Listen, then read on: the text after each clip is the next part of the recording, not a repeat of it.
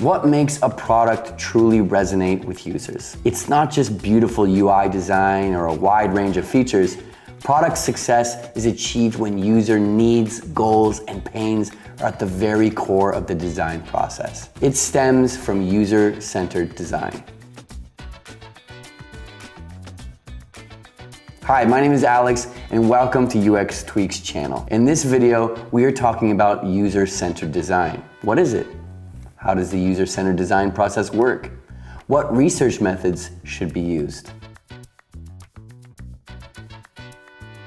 Interaction Design Foundation defines user-centered design as an iterative design process in which designers focus on the users and their needs and each phase of the design process. By placing users first, user-centered design is an approach to creating better UX. Instead of designing products based on assumptions and business objectives, UCD actively involves users in the design process. This way, created designs are more intuitive, useful, and satisfying for their intended users.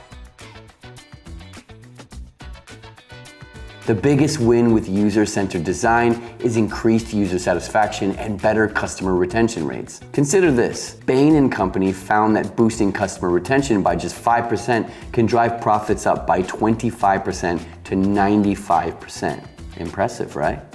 That's the power of putting users first. As the first principle of Google says, focus on the user and all else will follow. Another great benefit of UCD is cutting development costs. By involving users early in the design process, you can identify features that won't be a market fit and catch potential issues harmful to UX before full development.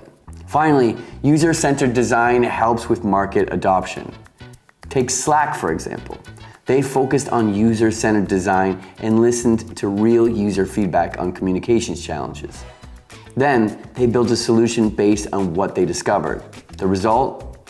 Their tool resonated with users, ensuring high adoption rates and impressive growth. Now, let's take a look at the user-centered design process.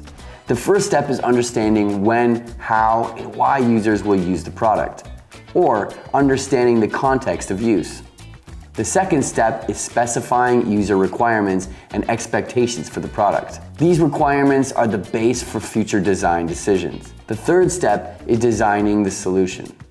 For user-centered design, we rely heavily on prototypes and MVPs, and we try to design them as soon as possible to start with the final step, which is testing and evaluation. During this step, we conduct different types of UX research studies and assess how well the product fits users' expectations. If it's a good fit, the product is ready to go into development.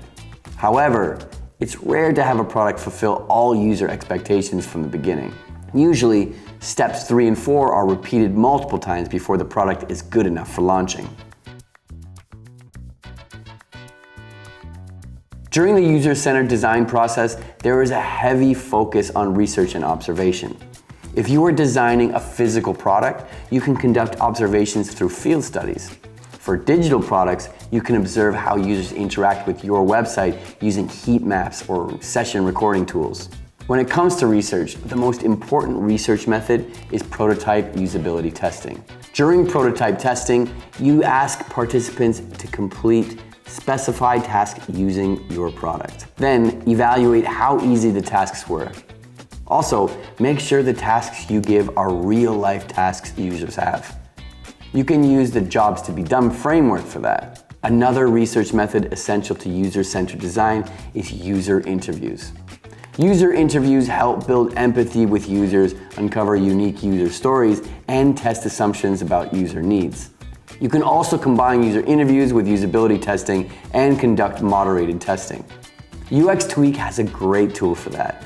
The link is in the video description.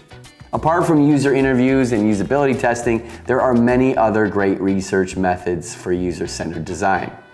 Two of the more important ones are card sorting and tree testing. They help improve the way you organize navigation menu labels, making sure it is intuitive to the target users. Empathy and understanding with target users are vital for good designs and user experiences. My last piece of advice Involve different team members in the user-centered design process. Diverse perspectives offer more insights into user needs, leading to more well-rounded and effective design solutions. Like and subscribe to watch more videos on all things UX related. See you next time.